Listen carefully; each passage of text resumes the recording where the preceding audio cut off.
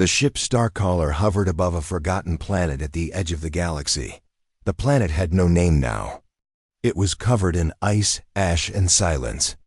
Thousands of years ago, something terrible happened here, but all records were deleted. Now, 5 alien scientists stood in their protective suits, staring at a black metal door buried deep underground. Dr. Velik, a tall insectoid from the Zell race, tapped on his scanner. "Energy readings inside," he said. "Something is alive." The others looked at each other. One of them, a lizard-like alien named Score, stepped back. "We should leave, now, this place." It was sealed for a reason. But curiosity won. It always did. With a hiss of ancient gas and the sound of shifting stone, the vault door slowly opened. Steam poured out. The air inside was warmer than outside, like it had been heated for years. They stepped in, their lights scanning the long hallway ahead. Strange symbols lined the walls. Some looked like warnings, others looked like prayers. Finally, they reached the center chamber. A single figure stood in the middle. It was not floating, not locked in a pod, not chained. Just standing, still, eyes closed, breathing. "Is that?" Dr. Velik whispered. Human?" The figure was tall. Skin pale, black hair down to the shoulders. His body looked tired, thin, but strong. No signs of aging, no scars. No emotion. His eyes opened. The air went cold, even though he made no movement. Every alien in the room took one step back. Something in their minds screamed run. Something old. Something ancient. Not fear of danger, but fear of memory. The human spoke. His voice was soft, like a whisper, but it echoed around them. "Who opened the door?" The scientists froze. Dr. Velik tried to speak, but his mouth went dry. We're scientists. We found this site by accident. We didn't mean to. You made a mistake," the human said, still not moving. "You shouldn't be here." Score stepped forward, anger returning to his voice. "You're a myth, a dead race. You went extinct 10,000 years ago. We thought you were gone." The human tilted his head. "You hoped we were gone." For the first time, he took a step forward. Just one step, but every alien in the room felt their legs weaken, not because of his size or strength, but something deep inside him, something heavy.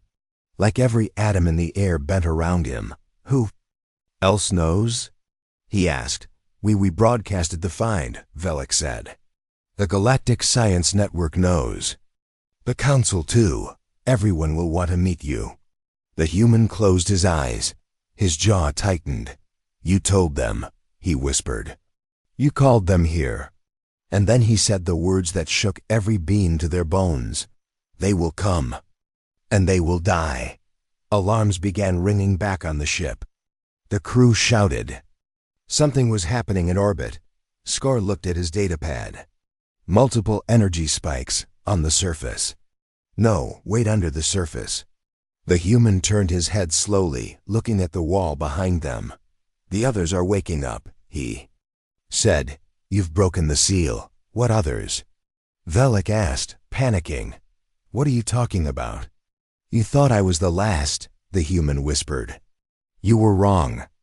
Suddenly, the chamber lights flickered. The walls began to hum. Symbols on the floor lit up with blue fire. One by one, other chambers across the planet opened. All across the ice, old metal doors slid apart, releasing gas and heat. And from each one, a human stepped out. Some looked young, others old. Some in armor, others in robes. All with the same look in their eyes, tired, focused, dangerous. Velik gasped. "There are hundreds of them." "No," the human said, walking past them now toward the exit. "Thousands." Outside, the sky had turned red. Orbiting ships saw strange lights rising from the ground. The Galactic Council received the emergency signal within minutes. "Unknown human signals detected. Repeat, humans are alive. Multiple locations, situation is unstable. The message spread like fire across the stars. The Galactic Council met in emergency session. The chamber was filled with voices angry, scared, confused. They were gone. Shouted High Chancellor Darnik. The human war ended. 10,000 years ago. We burned Earth to ashes. How are they alive? They must have hidden, said Admiral Korna. They locked themselves away, perhaps as punishment. Or as a trap, growled another voice. They must be destroyed again. But one voice, soft and calm, stood out. Ambassador Relva. An old owl-like alien spoke. We should not act in fear. We don't know what they want. They have made no attack.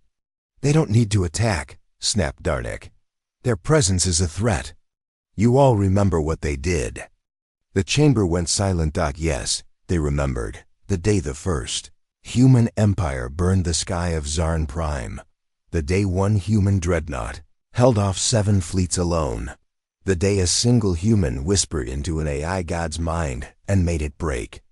These were not just soldiers. They were monsters in flesh. Back on the forgotten planet, the first human sat by a fire. He stared into the flames while the others stood silently around him. Some had tears in their eyes. Others clenched their fists. We told them, he said softly. We told them not to return. We told them we were done, that we wanted peace, sleep. A woman in armor stepped forward. Maybe they forgot. Another replied, maybe they never believed us. The first human looked up at the stars. Then they'll remember soon. In deep space, far from the council worlds, a listening post went dark. No alarms. No message. Just silence. A rescue team was sent. When they arrived, they found the base empty. But on the wall was written, in human letters, do not wake what sleeps. 1 week later, a galactic research vessel approached the forgotten planet. Again. This time, it was fully armed. Dozens of elite soldiers, drones, and AI-controlled weapons. Their mission was simple, contain and control. But as they landed, nothing greeted them. No humans attacked. No weapons fired. Only a voice played on repeat through their ship's systems. We do not wish to fight. We only want to be left alone. But we remember. One soldier, brave or foolish, left the safety of his dropship and walked toward the ruins. He stopped when he saw the human. The sane one. Standing still. Calm. The soldier raised his weapon. Don't move, the human smiled sadly. You still don't understand. He never did. Understand what? That we were not the monsters, he said. We were the warning. The ground shook. Behind the human, the mountain cracked open and something massive began to rise. It wasn't human. It wasn't even alive. It was something humans had buried long ago. The soldier ran, but he already knew it was too late. Across the stars, chaos began. Planets shut their borders. Fleets recalled their explorers. All races watched the skies, waiting for the humans to return, or worse, what came with them. The galactic interrogation ship Judicator floated in high orbit over a dead moon. Inside, the most advanced security systems in the galaxy were active. Steel walls layered with psionic dampeners, anti-telepathy fields, and emotion blockers surrounded the chamber. At the center sat a chair made of glowing metal, shaped to hold beings of any kind. Today, it would hold a human. Standing across the room was Interrogator Ralza, a legend across 50 star systems. She had broken warlords, made emperors confess their crimes. Once, she made a war criminal surrender just by looking at him. She was not afraid. Until now. The human was brought in by a full security team, locked in quantum chains, floating an inch above the floor. He said nothing, did nothing, just stared at the ground. Ralza narrowed her eyes. Leave us, she said. The guards hesitated. I said, leave us. They left the room. She tapped a device. The chamber locked. No sound could escape. No signal could enter. It was just her. And the last human. He looked up, slowly, and smiled. Ralza felt her stomach twist, but she didn't know why. She sat down across from him. "You are called," he answered. "You already know." She paused. "Why were you locked away?" The human smile faded. "Because we asked to be." "Strange," Ralza said. "Monsters usually don't ask for cages." The human laughed softly. It was a sad, empty laugh. "Do you think we were monsters?" he asked. Ralza leaned in. "You burned worlds. You erased species. Even now your name brings fear. So yes, I think you were worse than monsters." The human nodded. "That's fair." There was silence. Then he said, "Would you like to know why?" Ralza raised her brow. "Why what?" "Why we became monsters." She didn't answer, but she didn't stop him either. So he spoke.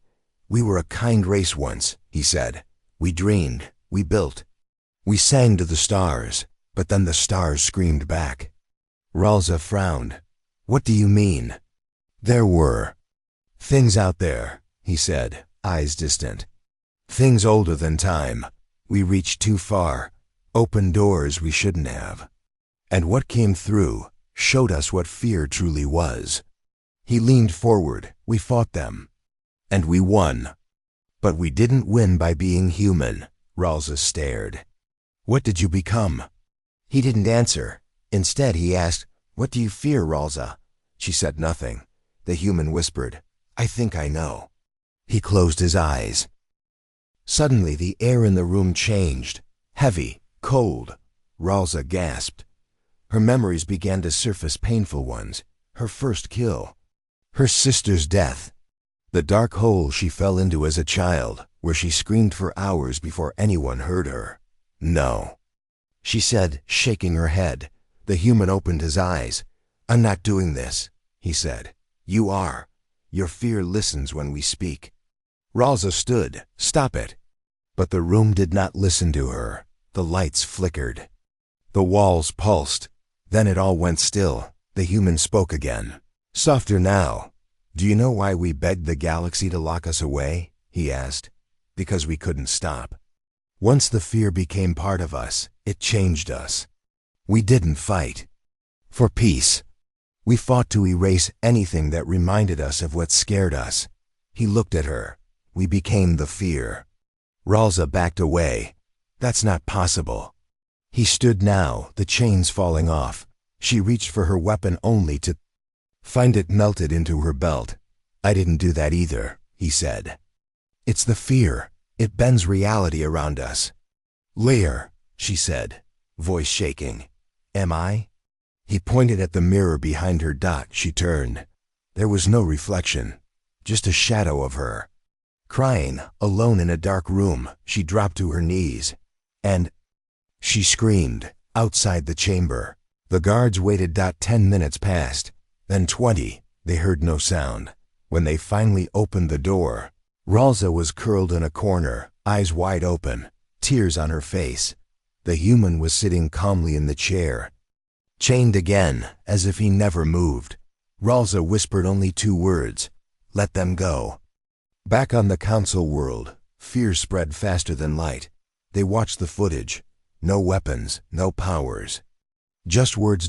And yet Ralza, their strongest mindbreaker, was broken herself. The council began arguing again. Some said, "Kill them all." Others said, "They haven't attacked." But one voice asked the real question. What if we can't kill them? Admiral Koresh, commander of the 7th Fleet, was sent to a nearby system where a human vault had opened. His fleet surrounded the planet. No signals. No threats. Just silence. He sent down drones. What they found shocked them, humans, helping. They were repairing a crashed alien ship, giving food to refugees. They had built shelters. Karess was confused. "Why are you helping?" he asked the human leader. The human smiled gently. "Because we remember what it was like to be lost." "But you're monsters," Koresh said. Human looked at him. Double quotes. "No. We just got tired of being afraid." Koresh asked, "Afraid of what?" The human replied, What's inside us? And that scared Koresh more than anything else. Because if the monsters were inside, then they were still there, still waiting.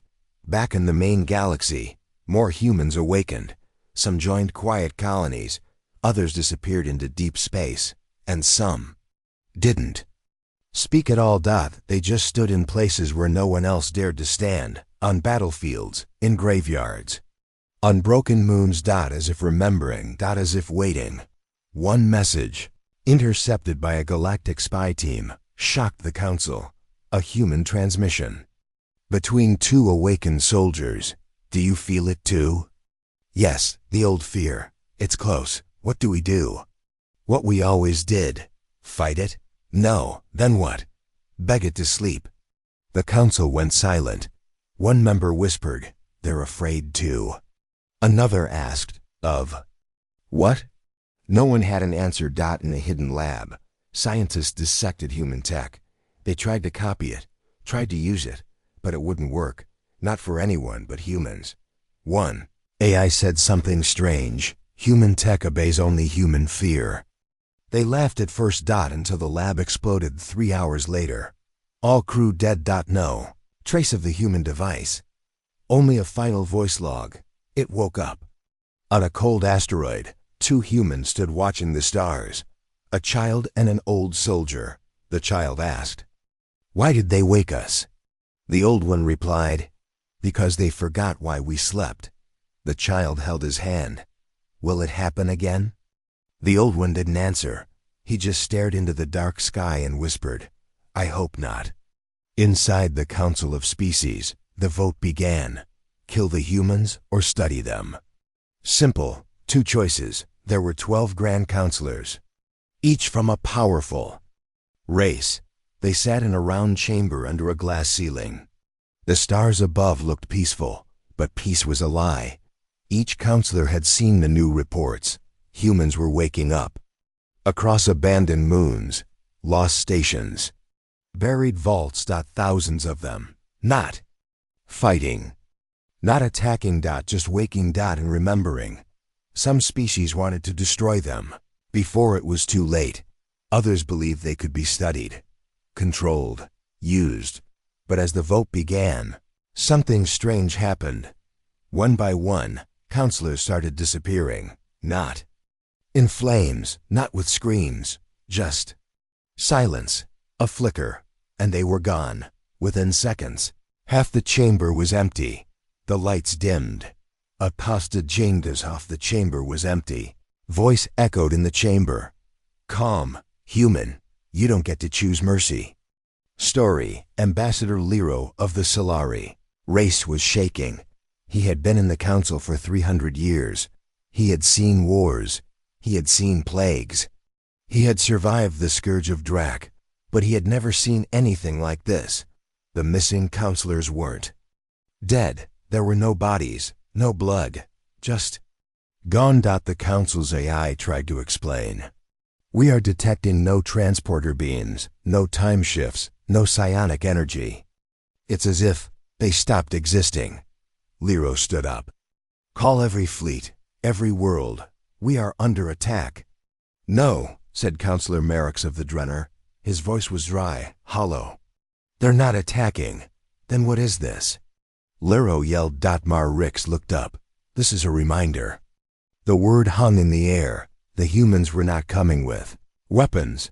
They were coming with truth. And the truth was worse than death.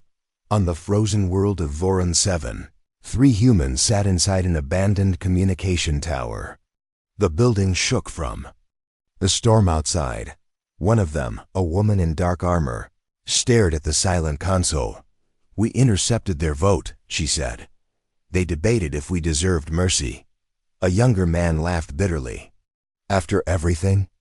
An old human, wrapped in a brown cloak, placed his hand on the console. "They still think we're monsters," he said. The young man nodded. "Aren't we?" The old one didn't answer, but then he whispered, "No, not anymore." The woman's eyes narrowed. "Then why did we erase them?" The old one didn't look away from the storm. "Because mercy is not a game. They wanted to decide if we deserved to live." as if they owned the right. Silence filled the room. Then the console lit up. A message played. Council emergency broadcast. Contact lost with 6 counselors. All systems functional. Assume hostile influence. Prepare for total lockdown. The old man whispered, too late. Back on the council world, ships launched into orbit. Drones scanned every inch of the capital city. Nothing found. Until they checked the council's private chamber, on the table where the vote had taken place. A single object now sat, a coin. Human-made. Worn. Scratched. Ancient. On one side was the image of Earth. On the other, a single word, judgment. No fingerprints. No radiation. But the coin was vibrating. Ever so slightly. As if remembering. Fleet Admiral Saris of the Velen Defense Corps stood. At the front of her dreadnought, Vanguard's Edge, she had fought human ships in simulations. Studied their tactics. Learned their tech. She didn't believe in legends. She believed in weapons. She sent a message to the humans on Voron 7. This is Admiral Saris. I offer a choice: surrender, be studied, and we promise safety. The reply came quickly. It was just one sentence. We surrendered once. Then a second message, and you studied us. You called it mercy, we call it forgetting. Saris narrowed her eyes. All ships target the signal origin. They fired. 3 plasma strikes hit the com tower. Direct hits. It was reduced to ashen seconds. No escape. No survivors. Or so they thought. Moments later, the exact same message played again on every ship. Same voice. Same words. From inside their own systems. One engineer screamed, "It's not a signal, it's us now." Sarah stared as her ship's lights turned red. Not emergency red. Human red. Deep, cold, final. Elsewhere, on a quiet moon in the Zarn system, a human child was found sitting alone on a hill. A group of alien farmers approached with care. The child looked scared, small. "Are you okay?" One farmer asked. The child nodded. "Yes, but you shouldn't be here." "Why?" The child pointed to the stars. "They're angry." "Who?" "My people." The farmer crouched. "Why are they angry?" The child's eyes filled with tears. "Because they begged for mercy once." He looked down. And no one listened. Back on the council world, Counselor Merrick's visited the empty homes of the vanished counselors. He found something in each home. A mirror, broken. A chair, burned. And on the wall, in glowing human letters, you had a choice. You made the wrong 1. Merrick's collapsed into his seat back at the council. "We need to stop," he said. "We need to apologize." Laro shouted, "Apologize? To ghosts?" "No," Merrick said softly. "To survivors." In deep space, at the edge of the galaxy, a large human vault activated. The beings inside were not soldiers. They were listeners. They sat in silence for generations. Now they woke, and they listened. To fear. To pain. One whispered, "They're still trying to choose who deserves to live." Another said, "Like before." And the last one said, "Then they must see. They sent no ships. No armies. Just dreams." Across the galaxy, alien leaders began to dream like humans. Dreams of war. Dreams of burning skies. Dreams of a choice. And regret. The dreams didn't stop. Not with sleep. Not with medicine. Not even with death. Ambassador Relva, the owl-like alien who once defended humans, stood in front of the council again. Her feathers looked dull, her eyes tired. "I warned you," she said. "We judged them as monsters, but we never asked what made them that way." Liro shouted, "Then ask them now." Relva shook her head. They already answered. She placed a device on the table. A recording played. A human voice, soft and sorrowful. "Mercy is not yours to offer. It is ours to give or withhold. You took that from us once. Now we remember." The chamber went silent. 1 week later, an alien cargo ship floated into an old star system, long believed abandoned. They found a planet with strange shapes, burned into the surface from space. It looked like a human hand, holding a scale, one side broken, the other side on fire. The cargo ship turned away, frightened, but not fast enough. Every screen on their ship lit up with one word: judged. Back on Earth, silent, cracked, and ruined, something moved, beneath the ashes, beneath the oceans. Light blinked once, twice, and then stayed on. The core AI of Earth had been off for 10,000 years. Now, it was awake. It spoke only 3 words. To the void. We remember everything. On the edge of the black star field, a forgotten probe drifted in silence. It was ancient, older than most civilizations in the galaxy. Its signal had gone quiet 10,000 years ago, but today, it sent a message. The signal was faint, cracked by time, but still clear. One word repeated again and again. They're coming back. A research ship from the Valari Republic picked it up. Curious, the crew followed the signal to a dead world no map had ever marked. There, buried under mountains of stone, they found ruins.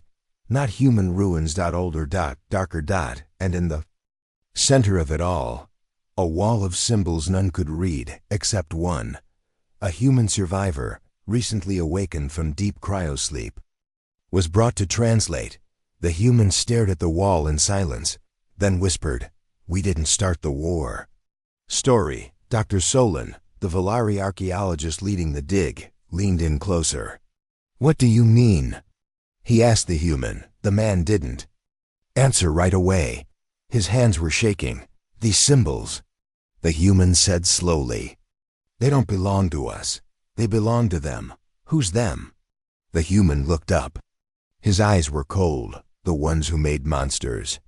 Everyone in the room fell quiet. The ruins were vast, reaching miles below the surface. Black stone walls hummed when touched.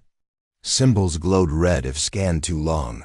One of the dig team, a young reptilian assistant, touched a circular symbol too hard. The wall screamed. Not a loud sound, not even painful, but every being in the room heard something different. One heard his mother's last breath. Another heard their homeworld burning. One fainted on the spot. Only the human stood calm. "This is what they did," he said. "They didn't use weapons. They used memory. They turned pain into control." Dr. Solon whispered, "Who were they?" The human said one word: "The Origin." Back on the Galactic Council world, Ambassador Relva demanded answers. "We need human history. All of it. Uncut, raw, unfiltered," she said. "Why?" asked Counselor Lero. "We already know they were monsters." Relva shook her head. "No, we know what they became. We don't know what made them that way." So the Council sent a request to Earth to the still repairing systems buried under its surface. It took 6 days to get a response. The file was sent. It was titled, "Before the Fire." In the file, the galaxy saw a history darker than they had imagined. Before humans ever turned against the stars. Before they became feared and powerful. They were invaded by the Origin. The Origin was not a race of flesh. It was thought, will, emotion bound together by hate and hunger. It did not come in ships. It came in whispers. In broken dreams. In fear that spread across human colonies like smoke. They infected minds, bent leaders, turned peace into blood. Humans tried to resist, tried to unite, but they were too late. It wasn't until Earth fell that they truly saw the enemy, and then they broke. Not in body, in soul. And from those broken pieces, the monsters were born. Back in the ruins, the humans showed the team a massive sealed door. It pulsed softly, as if breathing. "They used these vaults to store pain," he said. "What does that mean?" asked Dr. Solon. "They took memories, screams, last breaths, and fed off them," the human said. "The more pain, the stronger they became." A scanner beeped nearby. Motion. From inside the vault. Dr. Solon whispered, "It's active." The human stepped back. "If this opens," he said, "not even humans will survive." Too late, the vault cracked. A hiss of gas, a pulse of light, and a voice, not heard through ears, but directly in the mind. "You remembered us." In deep space, across 50 star systems, humans shuddered. They stopped walking, stopped breathing, not in fear. In recognition. The pain they buried was awake again. One human captain of a cargo ship looked out the window and said, "It wasn't us." Her alien crew stared. "What?" She turned to them. "Everything we did. We copied them." Back at the ruins, the entity stepped forward. It had no face. No bones. It walked like shadow poured into shape. "Why return?" Dr. Solon asked, voice shaking. The thing tilted its head. "Because you called them monsters." It pointed to the human. "You forget who taught them how." The human didn't move, didn't blink. He simply said, "We buried you for a reason." The shadow stepped closer. "You buried us in yourselves." And then it vanished. Back on the council world, panic spread. The origin was real, and worse. They never left. They were still inside some humans. Sleeping. Waiting. The council shouted in fear, "We must destroy them all." But Relva stood and screamed, "Then you become the next origin." The chamber fell silent. Everyone remembered. Hate had a price, and fear had a voice. And sometimes that voice could walk. In a deep human vault, a group of elders gathered. One spoke. "They have returned." Another nodded. "And we are still infected." A third said, "We need to finish it this time." The first asked, "But are we still strong?" "Enough?" A silence followed. Then a young woman entered. She was barely 20. Pale skin, steel eyes. She looked at them and said, "If you're not, then I will be." On the moon of Trevoris, the origin touched a new mind. A child, innocent, happy. Until the whispers began. But this time, something different happened. The Kutu child smiled and whispered back, "I'm human." The origin paused. Fearless minds were hard to shape, and humanity had learned not to run and still fight. Across the galaxy, humans began to gather. Not for war, for truth, for healing. They started to build machines that could extract the origin's echo from memory. Pain was now a weapon of light. Every human was a battlefield. But they would not let the monsters win again, even if the monsters once wore their own face. On the council world, a final message came from Earth. A message not of threat, not of anger, but of sorrow. We were not born monsters. We were made. Now we choose what we become. Stand with us or step aside. But never again will we kneel. The distress signal came from the Torvex belt, a dead zone filled with floating rocks and old wrecks. It was short, broken, but one word stood out clearly. Over and over, mercy. Mercy, mercy. The rescue ship Brightwing arrived 2 hours later. The crew expected to find damage, maybe pirates, or lost miners. What they found instead was silence. No bodies. No blood. Just a voice playing across every channel. We gave mercy once. It was a mistake. And in the center of the broken station, a human, kneeling, eyes closed, whispering something no translator could decode. Story. Captain Thren of the Brightwing stepped forward slowly, her weapon drawn. The human didn't move. He looked calm. But something felt wrong. Her engineer scanned the area. "No signs of struggle," he said. "But the oxygen levels are strange. It's like something's pressing down on the air." Thren reached the kneeling man. "Identify yourself," she ordered. Still, no answer, until the human finally opened his eyes and said, "They begged us not to end them." Thren frowned. "Who?" He looked at her slowly. "The ones we destroyed. After they asked for mercy." Suddenly, all lights in the station went out, and a different voice filled the air. It wasn't human. It wasn't alien. It was old. It spoke through static. Metal, memory, you showed us mercy. That was your final error. Back on the Galactic Council world, panic was growing. More human vaults were opening. Not just on planets, but in hidden dimensions, folded space. Old ruins. Each one had survivors. And each survivor carried pain. Some of them carried something else. Something silent. Invisible. Buried deep in their minds. The Council called it the Echo. A leftover touch from the origin. Not full infection. But not clean either. A shadow. And it was spreading. Ambassador Relva stood before the Council once more. You thought mercy would be enough, she said. You let them live, but never helped them heal. She looked around the room. And now that mercy has become fire. On the shattered station, Captain Thren was losing her crew. Not to death. To fear. Her pilot locked himself in the med-bay. Her weapons officer was mumbling human war songs from 10,000 years ago. Her AI refused to follow orders, and the human? Still kneeling, still whispering. But now the words made sense. We warned you. We begged you. You looked away. She aimed her weapon at him. What are you doing to us? He looked up, his eyes glowed softly, and he said, We're not doing this. You are. Far across the galaxy, in the ruins of a moon-sized library called Memory's End, another human survivor was found. She was ancient, older than most known species. She sat before a broken mirror, her face still young but her voice tired. A team of alien scholars interviewed her. We found your journals, one said. You asked for mercy after the war. Why? She didn't answer at first. Then whispered. Because we didn't want to remember what we'd done. The alien frowned. And what did you do?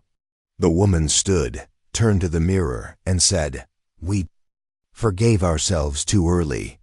The mirror cracked on its own. In deep orbit, a human AI from the First Empire woke. It had been dormant for 10,000 years. Its purpose, protection. Its design, pain-based. Memory encryption. Its first words were, Who asked for mercy? The eye scanned the stars. It didn't find humans. It found fear. In every signal. In every whisper. It replied, Fear is not mercy. Fear is a cage. And then it broke free. The nearest alien world lost power for 12 hours. When it came back online, every screen said, We should not have lived. Back on Brightwing, Captain Thren tried to escape. But the ship didn't move, her crew didn't answer, and the kneeling human stood. I was not the first to ask for mercy, he said. But I might be the last. Thren asked, What do you want? He looked out the window into the black stars. To forget. She whispered, Forget what? He turned toward her.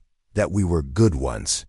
Meanwhile, in a hidden facility called Vault Zero, 12 high elders of the old human order sat in darkness. A young awakened human asked them, Why didn't you stop the mercy plan? An elder answered, Because we believed mercy would save us. Another said, But mercy without justice is weakness. The youngest among them stood. I don't want to be a monster, he said. The oldest replied. Then don't forget that you were. Across the galaxy, every system that once showed kindness to early humans now received messages. From nowhere. From no sender. Each message was different. Some thanked them, some warned them, some cried, but all ended with the same line, mercy. Without understanding is poison. On the Council world, a new vote was called. Should we erase all human minds showing echo signs? The room was divided. One counselor said, We gave them mercy, and now they burn us.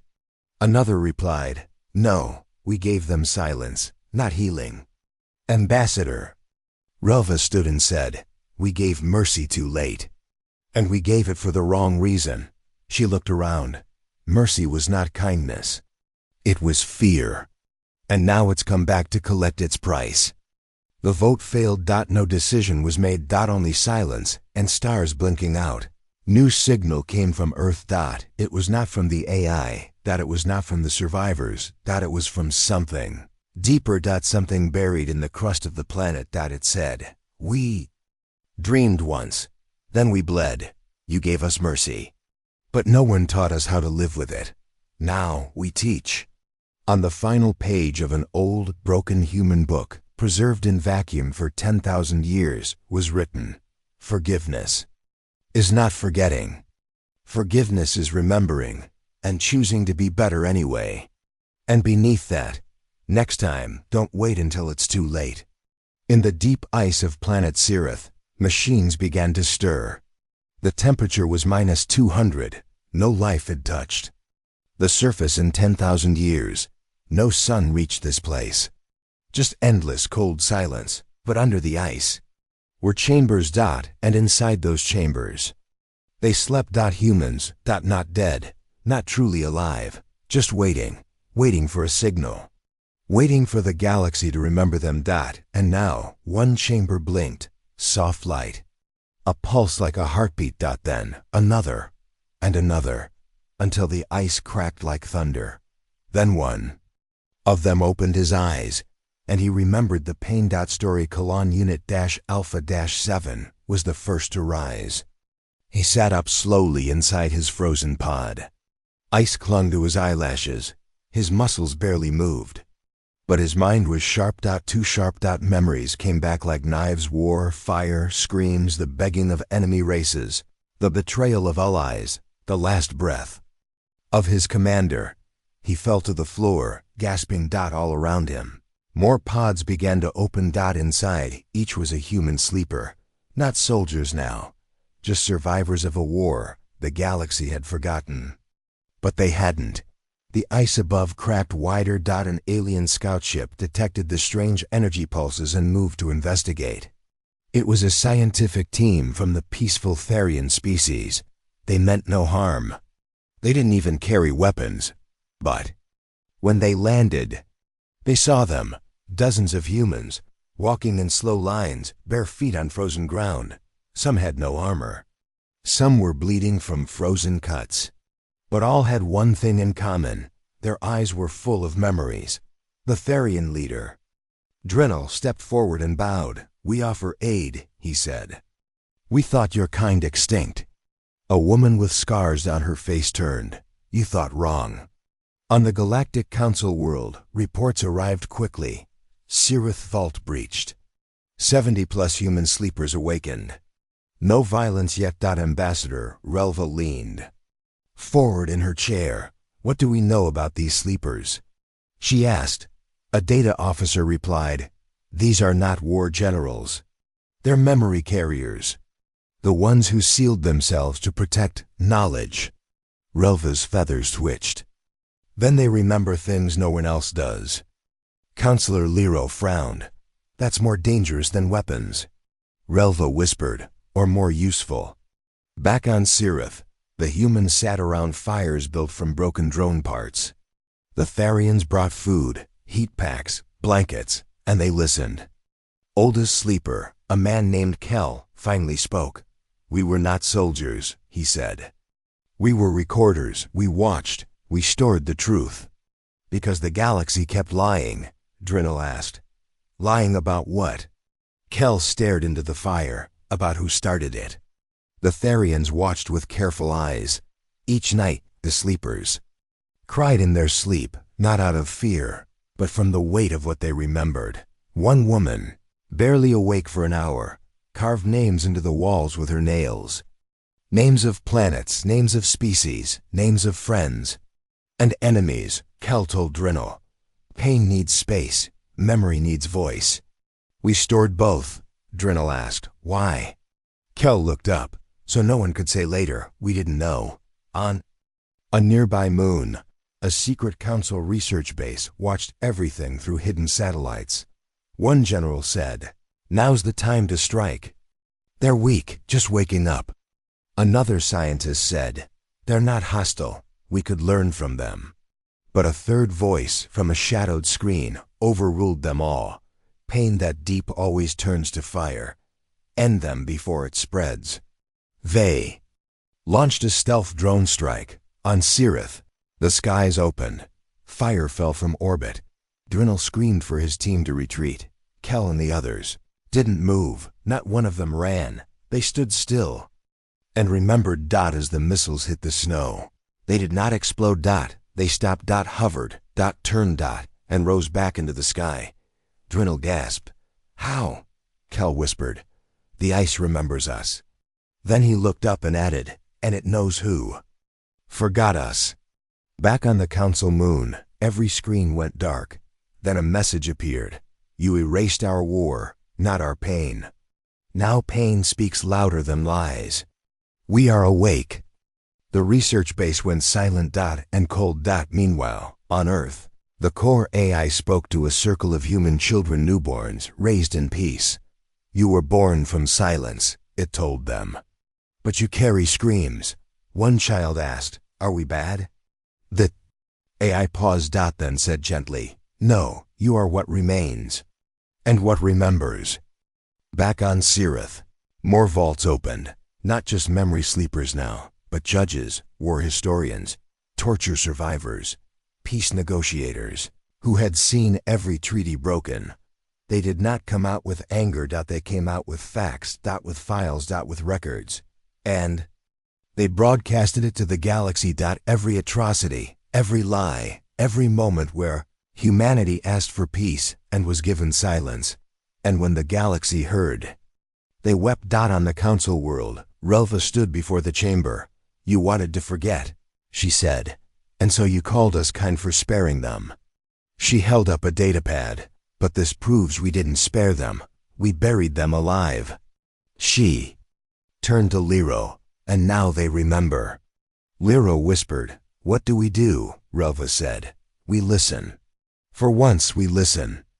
But some didn't want to listen. Across the stars, small factions prepared weapons. Mercy was a mistake, they said. If we let them speak, we lose control. And so fire was planned again. But they had forgotten humans weren't just warriors, they were mirrors. And when they woke, they made the galaxy face itself. And some didn't like what they saw. On Sirith, the final vault opened. Inside it, one man. He walked out slowly, eyes closed. Kel bowed his head. You remember everything, he said. The man opened his eyes and said one line. I remember what we almost became. Drinell stepped forward. And what did you become instead? The man smiled sadly, broken, but still human. Deep in the mountains of the dead planet Thalos, a construction team uncovered something strange. Not a ruin, not a weapon, but a warning. Carved in stone, in human script, do not open. We are not sleeping, we are guarding. We buried ourselves to keep you safe.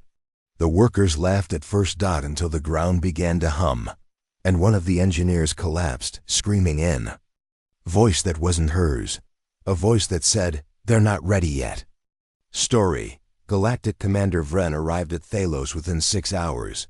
He stood over the strange stone and asked, How deep does this go? The lead digger, a Zarn named Raketh, replied, We don't know. Every time we drill deeper, the tools stop working, or something whispers to the crew.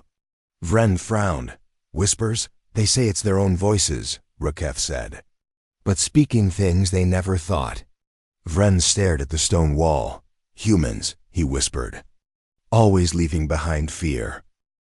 Back on the council world, Ambassador Relva was reviewing old human records. She came across a sealed file, never opened by galactic intelligence. Inside it, a message from Earth's final war council, spoken by a human general, eyes dark with sorrow. This is not a defeat, this is a decision. We do not trust ourselves anymore, so we will bury ourselves, not to survive, but to protect the stars from what we might become. Relva leaned back in her seat, her feathers trembling. She whispered, They weren't hiding, they were guarding us from themselves. Back on Thalos, the drills finally reached a lower layer, a chamber, still sealed, but cameras showed what was inside. Hundreds of humans standing upright, eyes closed, connected by glowing wires that ran into the walls. Not asleep, not dead. Just waiting. One alien technician zoomed in on a nameplate. It read, Project Ashlock. Do not wake. Do not enter. Memory Containment Vault 9. The tech whispered, what memory needs this much power to contain? No one had the answer, but they were about to find out. In a nearby system, human sleeper Kel received the signal from Thylos. His expression changed from calm to fearful. They found one, he said. Drinal, the Therian diplomat, asked. Found what? Kel looked him dead in the eye. The ones who carry the rage. Inside the chamber, one of the humans opened his eyes. Slowly, quietly. The air in the control room shifted. He did not move, did not speak, but the stone above cracked, even without a quake. Commander Vren said, get out, everyone, now. Too late.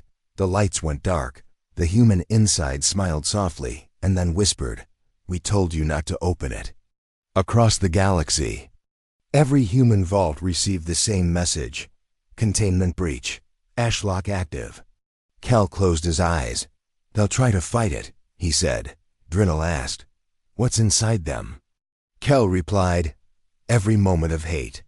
Every time. We lost control. Every scream we could never forget. On Thalos, the sealed chamber doors began to melt. Not open. Melt. From the inside. The humans stepped out. One by one, still calm, still silent. Commander Vren pointed his weapon. I won't ask again. Stop. One of the humans looked at him and said, we didn't bury ourselves because you were strong. We buried ourselves because we were. Far away, Ambassador Relva addressed the council. Do you understand what they did? She said, they took every terrible part of themselves. Rage, the madness, the grief, and sealed it away. Not for power, but so no one else would ever feel it. Lero stood up. Then why is it waking now? Relva said, because we didn't listen. We disturbed what was never meant to be touched again. The Ashlock humans began to spread through the tunnels of THA, lost. Not attacking, speaking, just reaching out, and wherever they touched the wall remembered. Screams echoed from the stone. Old screams, alien screams, even human screams. Vren dropped his weapon. He could feel something rising inside him. Not anger. Shame. In space. Old human defense satellites activated. One of them, floating near a sunless system, sent a final message. You weren't supposed to see this. This wasn't for your eyes. You were supposed to live without knowing what we locked away. Then it exploded by its own command. Back on Thalos, the air was heavy. One of the Ashlock humans sat down on the ground and whispered, we're not angry. We're tired. Commander Vren stepped forward. What do you want? He asked. Human looked up. And said, to go back to sleep. But now, you've seen us. The council called an emergency session. Some demanded the destruction of the Ashlock. Survivors. Others cried for peace. But Relva stood and said, you keep calling them monsters. But they did what no other race could ever do. They locked away their worst parts to protect us. And we disturbed that sacrifice. No one argued, because they all felt it, even now. The pain was leaking. A new message came from Kel. A warning, but it wasn't angry. We buried ourselves not because we lost, but because we feared what winning would turn us into. We weren't meant to be remembered. We were meant to be forgotten so others could grow without fear. On Thalos, the humans sat quietly once more. The rage had not returned, because someone listened. And for the first time in 10,000 years, the pain stopped spreading. The last human message came without warning. No source, no signal trail. Just a voice played across every screen in the galaxy. We were never supposed to stay. We were fire in a house of paper. So we chose to disappear. The voice was soft, not angry, Not proud. Just tired. On peaceful worlds, people stopped walking. Ships paused mid-flight. Drones froze mid-repair. And every species that had once feared humans suddenly felt something worse than fear. Lost. Story. Kalan Ambassador Relva stood in the middle of the council hall, staring at the message playing again and again. The humans weren't asking for anything. Not peace. Not revenge. They were just saying goodbye. One line kept playing over and over. We are not your monsters. We were only mirrors. Counselor Lero turned away, his voice rough. Where are they going?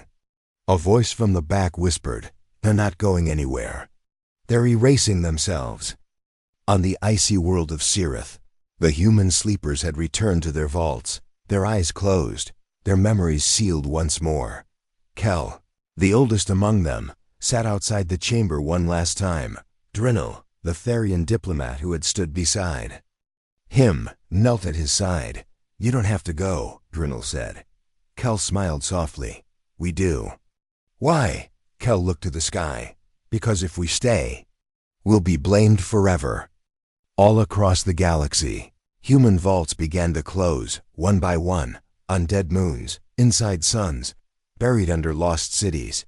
The sleepers returned to silence, but this time, not out of fear, out of choice. Back on Earth, the core AI sent its final signal, not to the stars, but to itself. It whispered, Project Humanity, complete. Threat, contained. Purpose, peace through absence. Status, vanishing. And then the lights went dark. Earth didn't explode. It didn't collapse. It just stopped broadcasting. Like a candle going out in the sealed room. In deep space, the ash-locked chamber on Thylos began to seal again. Commander Vren stood nearby, watching. A human stepped into the vault, turned back and said, We were never meant to be heroes. We were just trying not to become monsters again. Then the door shut. And it locked. From the inside. Forever. The council met one final time to vote. Should humanity be remembered? One side argued yes. They saved us. They warned us. They showed us our darkest reflection. The other side said, no, they burned too bright. Their pain-infected stars. Let silence be their gift. Then Relva stood. She held a copy of the first message humans ever sent to the galaxy. We are small, curious, fragile. We come in peace. She placed it on the council table. I will remember, she said. And she walked away. The galaxy slowly returned to normal. Trade routes, open. Planets healed. But something had changed. A feeling, a space, like an empty chair no one wanted to talk about. The stars felt quieter. Not in peace. In absence.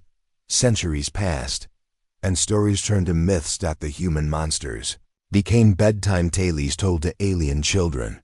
But in some quiet corners of the universe, ruins still stood. Walls with old warnings. Halls with names scratched into steel.